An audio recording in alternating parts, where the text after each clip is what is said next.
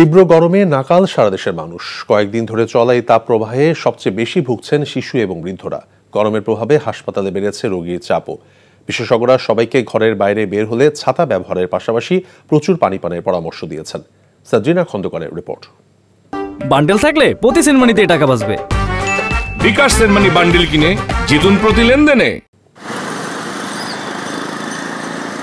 বৈশাখের প্রখর রোদে জনজীবন প্রায় অচল। কাকফাটা রোদে পুড়ছে রাজপথ।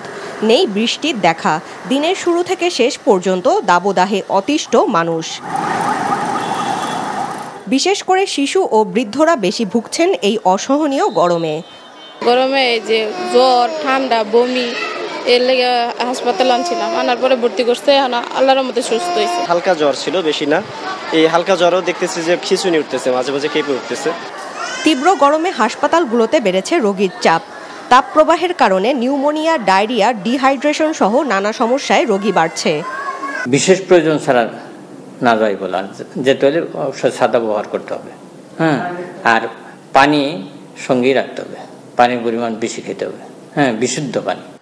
তবে ২-১ দিনের মধ্যে মৃদু থেকে মাঝারি ধরনের বৃষ্টিপাত হওয়ার সম্ভাবনা রয়েছে সারা দেশে বলে জানান আবহাওয়া অধিদপ্তর।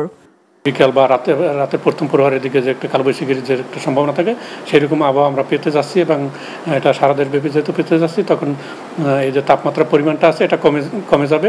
অর্থাৎ আগামীকালকে থেকে কমে যাবে, তবে আগামী পরশুদিন থেকে একটু বেশি কমবে এবং এই কমার ধারাটা আরও কিছুদিন অব্যাহত থাকবে। ফলে মানুষের যে একটা এখন অস্বস্তিতে অবস্থায় আছে, সেই অস্বস্তি থেকে কিছুটা হলেও মুক্তি পাওয়ার সম্ভাবনা রয়েছে।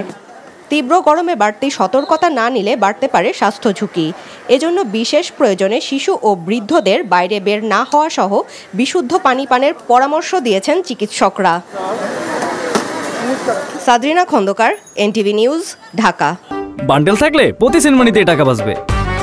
বিকাশ সেনমানি বান্ডেল কিনে জিতুন প্রতি লেনদেনে।